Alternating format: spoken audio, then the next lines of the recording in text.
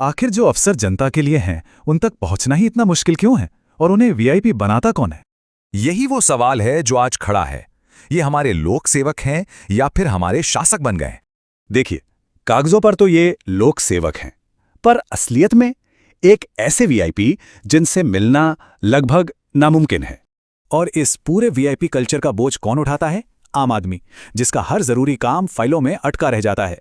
किसी की पेंशन रुकी है तो किसी का जमीन का काम, किसी की एफआईआर नहीं लिखी जा रही तो किसी की सुनवाई बस टल रही है। सिस्टम की बॉडी लैंग्वेज साफ है, पहले प्रोटोकॉल, जनता की जरूरतें उसके बाद।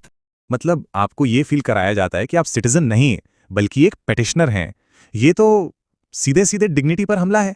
तो सवाल की जड़ तक चलते हैं। ये वीआईपी कल्चर, इसे बनाता कौन है? सोर्स टेक्स्ट के मुताबिक इसके दो बड़े गुनहगार हैं। एक तो खुद ये सिस्टम और दूसरे हम, यानी कि समाज। सिस्टम जानबूझकर जनता से दूरी बनाता है, प्रोटोकॉल को एक्सेस से ऊपर रखता है और अफसर का केबिन बड़ा करता जाता है। और समाज क्या करता है? हम उन्हें जरूरत से ज्यादा इज्जत देते हैं, ऊपर वाले लोग समझते हैं, और उनके काम से ज्यादा तामझाम को वैल्यू देते हैं। देखिए, सम्मान संस्था का होना चाहिए, व्यक्ति की अंधभक्ति नहीं, क्योंकि यही अंधभक्ति वो दीवार बनाती है जो हमें उनसे दूर कर देती है। और इस सब में पिस्ता कौन है? वो आम इंसान, जिसकी ना कोई पहचान है ना कोई सिफारिश। तो क्या कोई हल है? पहला, सिस्टम सुधरे, जन सुनवाई के घंटे तय हों, शिकायतें ऑनलाइन ट्रैक हों और अफसरों का मूल्यांकन जनता के फीडबैक पर हो। और दूसरा, हमारा माइंडसेट बदले, हम सम्मान दें, भक्ति नहीं। अफसर भरोसा बनाए, दूरी नहीं।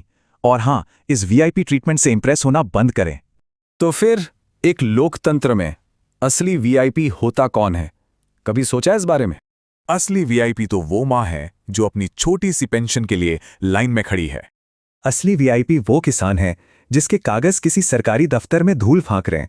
एक लोकतंत्र में असली वीआईपी सिर्फ और सिर्फ नागरिक होता है। ये पूरा सिस्टम उसी के नाम पर है। तो क्या अफसरों से मिलने का ये पूरा सिस्टम ज्यादा खुला, ज्यादा जवाबदेह और सिटीजन फ्रेंडली नहीं होना चाहिए?